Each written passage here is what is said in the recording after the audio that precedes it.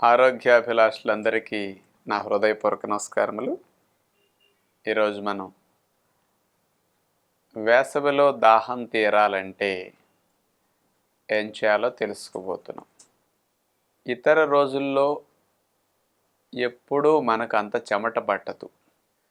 మూత్రము అనేది మన ఆధీనంలో ఉన్నది, చెమట అనేది మన ఆధీనంలో లేదు. వాతావరణ పరిస్థితులను బట్టి, గాలిని బట్టి ఈ చెమట వచ్చే ప్రక్రియ ఆటోమేటిక్ ప్రక్రియ. అంటే మూత్రం అనేది మన ఆధీనంలో ఉంది కాబట్టి మనకి రావద్దు అని నీళ్లు త్రాగకుండా ఆపుకుంటున్నాం కాబట్టి మూత్రం తగ్గిపోతున్నది. మనకి పనిలో ఆటంకం లేకుండా కాస్త ఆ రకంగా వెసలుబాటు కుదురుతున్నది. అంచేత వేసవిలో చెమటలు ఇతర కాలాల్లో ఎప్పుడు పట్టనంతగా పడతాయి కాబట్టి సుమారుగా లీటర్ నుంచి లీటర్న్నర 2 లీటర్ల వరకు నీరు చెమట రూపంలో ఆవిరవటం కానీ కారటం కానీ జరుగుతూ ఉంటుంది.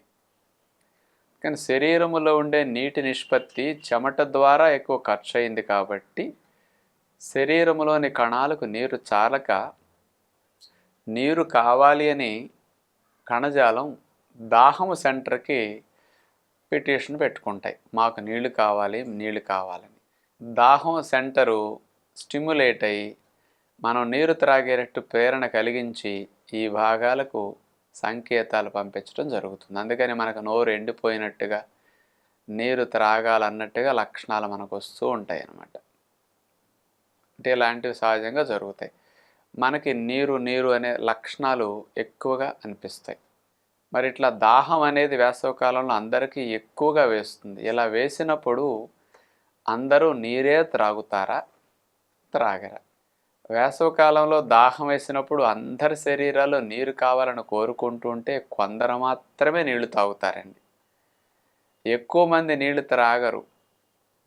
తాగుతారు కానీ చాలా తక్కువ ప్రాముఖ్యత నీటికి ఇచ్చి వేసవికాలంలో దాహం తీరాలి అంటే నీరు బదులుగా నీరెక్కువ ఉన్న ఆహార పదార్థాలు తీసుకుంటూ ఉంటారు.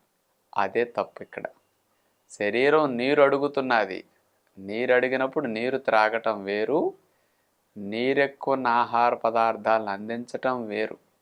మనం దాహం తీరాలని వేసవికాలంలో పుచ్చకాయ ముక్కలు తినటం, ఉప్పు నిమ్మరసం పిండిన సోడాలు త్రాగటం, పల్చటి మజ్జిగ ఎక్కువగా త్రాగటం, కూల్ డ్రింక్స్ లాంటివి ఎక్కువగా త్రాగటం, కొబ్బరి బొండం నీళ్లు, చెరుకు రసం ఇట్లాంటివి త్రాగటం, కొంతమంది లస్సీలు త్రాగటం, ఇవి చేస్తూ ఉంటారు. అంటే శరీరం నీరు కావాలని కోరినప్పుడు నీరు ఎక్కువ ఆహారాలు తీసుకోవటం అనేది కరెక్టా కాదా? ఏదో మీరందరూ త్రాగుతున్నారు, మిమ్మల్ని ఎవరేం కాదనరు. అది చేసేది మనం మంచా కాదని ఒక్కసారి విచక్షణతో ఆలోచించండి. నీరు కావాలన్నప్పుడు మీరు నీరే త్రాగితే ఆ నీరుని శరీరం త్వరగా ఉపయోగించుకుని మీ దాహాన్ని తీరుస్తుందన్నమాట. ఎందుకంటే నీరు త్రాగామనుకోండి దాహం వేసినప్పుడు ఆ నీరు మన పొట్టలోకి వెళ్ళి ప్రేగుల్లోకి వెళ్ళి అక్కడి నుంచి వెంటనే రక్తంలో వెళ్ళిపోతుంది. అంటే నీరు జీర్ణం అవ్వాల్సిన పని లేదు.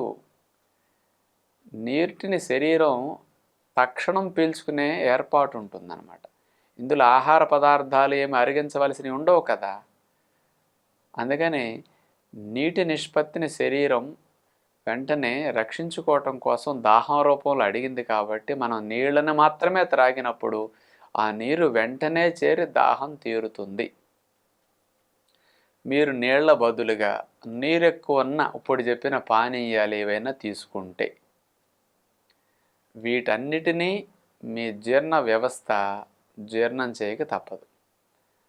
కొబ్బరి నీళ్ళు తాగినా, పళ్ళ రసం త్రాగినా, చెరుకు రసం త్రాగినా, లస్సీ తాగినా, మజ్జిగ తాగినా, సోడా తాగినా, అందులో నిమ్మకాయ ఉప్పు ఇట్లాంటివి కొంచెం గ్యాసెస్ కొన్ని ఉంటాయి కదా, కలుపుతారు కదా, అవి ఇట్లా పుచ్చకాయ ముక్కలు ఇట్లాంటివి ఏవి తీసుకున్నా కొంత జీర్ణక్రియకు గురవ్వాల్సిన అవసరం ఉంది. ఇది గంట పట్టొచ్చు, కొన్నిటికి అరగంట పట్టొచ్చు, కొన్నిటికి గంటన్నర 2 గంటలు కూడా పట్టొచ్చు అండి. అంటే ఇంతసేపు జీర్ణక్రియ జరిగిన తర్వాత కానీ ఈ ఆహార పదార్థాలు తో కలిసి నీరు లోపలికి అప్పుడు వెళ్ళదనమాట. ఎందుకంటే ఆహార పదార్థాలతో కలిసి నీరు ఉంది ఇక్కడ. ఆహార పదార్థాలు జీర్ణం అయితే కానీ ఈ నీరు లోపలికి చేరదు. అందుకని మనం దాహం వేసినప్పుడు నీరు త్రాగకుండా నీరు ఎక్కువ ఆహార పదార్థాలు తీసుకుంటే 1 గంటన్నర 2 గంటలకు కానీ మీ నీరు లోపలికి చేరి మీ దాహం తీర్చదు. అదే నీరు త్రాగారనుకోండి 5-10 నిమిషాల్లో నీరు వెళ్ళిపోయి వెంటనే దాహం లక్షణాలు 5 నిమిషాల నుంచి 10 నిమిషాల లోపే మీ దాహం తీరిపోతుంది. అంటే మనకు అవసరమైన దాన్ని మన శరీరం కోరుకున్న దాన్ని మనం అందించకుండా చిన్న అవగాహన లోపంతో మనందరం నీరు ఎక్కువ ఆహారాల వైపు వేసవకాలం వెళుతున్నాం. అందుకని వేసవకాలం ఇతర ఆహారాలు కాదు ఎక్కువ కావాల్సింది, నీరు ఎక్కువ ఆహారాలు కాదని కావాల్సింది నీళ్ళే ప్రధానమైన ఆహారం. అందుకని ఆ నీటికి ఎక్కువ ప్రాముఖ్యత ఇవ్వాలి తప్ప నీరు ఎక్కువ ఆహారాలకు కాదు. అందుకని 1 గంటన్నర 2 గంటలకు కానీ మీ దాహం తీరదు. సరే ఒకవేళ మీరు పర్లేదు లేటుగా తీరినా పర్లేదని లస్సీలో కొబ్బరి నీళ్ళో చెరుకు రసమో ఏదైనా పుచ్చకాయ ముక్కలో కూల్ డ్రింకో ఇట్లాంటివి తీసుకున్నారు. కానీ మీరు ఒక్కసారి మనసు పెట్టి ఆలోచించండి, మీరు ఇలాంటి ద్రవ పదార్థాలు ఎన్ని తీసుకున్నా మీకు దాహం తీరినట్టు లక్షణాలు వస్తాయా? ఒక్కసారి మీ అనుభవాన్ని మనసులోకి ఒకసారి తెచ్చుకొని పరిశీలించుకోండి. చెరుకు రసము, పళ్ళ రసాలు, మజ్జిగ, పుచ్చకాయ ముక్కలు ఎన్ని తిన్నా మీకు దాహం తీరినట్టు సంతృప్తి కలగదు. దాహం తీరదు వేసవికాలంలో అలాంటివి తీసుకున్నా.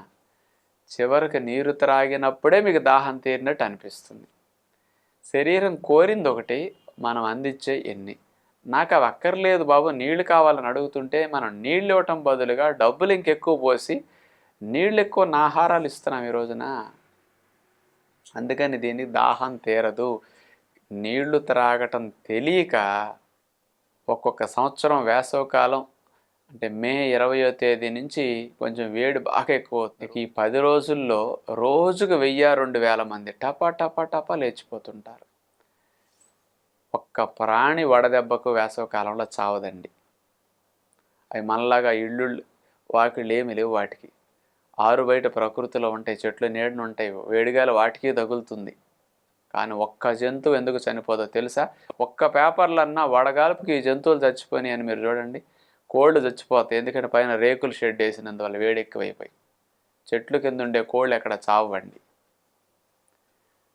అంటే ఏ జంతువు ఎందుకు చనిపోదంటే వాటికి దాహం వేసినప్పుడు నీళ్లు త్రాగటం మాత్రమే తెలుసు. వేసవకాలంలో ఆహారం కంటే ఎక్కువ నీళ్ళకి ప్రాముఖ్యత ఇచ్చి అవి త్రాగుతాయి, అందుకని అవి బ్రతుకుతాయి. మనిషికి జ్ఞానం ఉంది కాబట్టి ఎన్ని నీళ్లు త్రాగాలో కూడా తెలియదండి. అందుకని కేవలం నీళ్లు త్రాగటం తెలియక మనుషులకు వేల మంది చచ్చిపోతుంటారు. ఈ గవర్నమెంట్ వారు ఏం చేస్తుంటారంటే ఇలా ఎవరన్నా వడదెబ్బ తగిలి చచ్చిపోతే మనిషికి ₹1,00,000, ఇట్లా 10,000 మంది 20,000 మంది 25,000 మంది పోతే ఎన్ని కోట్లు గవర్నమెంట్ ఇట్లాంటి ఖర్చు పెట్టాల్సి వస్తున్నా చూడండి. ఆ ఖర్చుని వేసవకాలం రావటానికి ముందో లేకపోతే వేసవకాలం ప్రారంభమైనప్పటి నుంచి ప్రజలకు నీళ్లు తాగే అవగాహన పాంప్లెట్లు పంచడం ద్వారానో, రేడియోల్లో గవర్నమెంట్ ప్రచారం చేయటం ద్వారానో,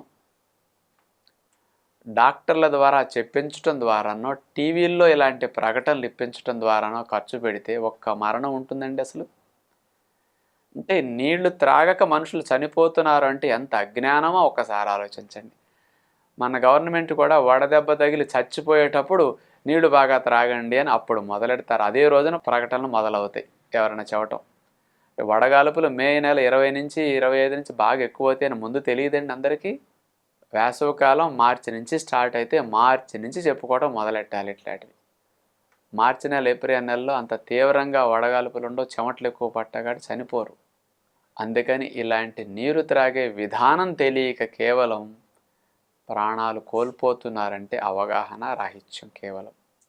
మీరు వేసవికాలం మాత్రం ఎక్కువసార్లు తినే విషయంలో ప్రాముఖ్యత ఇవ్వకండి. నీరెక్కువ ఆహారాలు త్రాగే విధానంలో ప్రాముఖ్యత ఎక్కువ ఇవ్వకండి. నీళ్ళకే ప్రాముఖ్యత ఇవ్వండి. ఉదయం టిఫిన్ తింటారు, మధ్యాహ్నం భోజనం 1-2. ఈ మధ్య వ్యవధిలో టిఫిన్ తిన్న 2 గంటల తర్వాత నుంచి నీళ్ల సీసా తీసుకుని 1.5 లీటర్ బాటిల్ మీరు ఎటెడుతున్నా మీకు కూడా ఉండాలి. అప్పుడొక గ్లాసు, అప్పుడొక గ్లాసు, అప్పుడొక గ్లాసు, అప్పుడొక గ్లాసు, అట్లా 4-5 గ్లాసులు 6 గ్లాసులు. ఎండలో బాగా చెమటలు పట్టేవారు ఇంకొక 2 గ్లాసులు ఎక్కువ తాగండి. భోజనం వరకు అట్లా నీళ్ళని అంచులంచులుగా త్రాగుతుండండి. ఖాళీ కడుపు మీద నీళ్లు వెంటనే బ్లడ్లోకి వెళ్ళిపోతాయి, ఆహారంతో పాటు వెళ్ళవన్నమాట.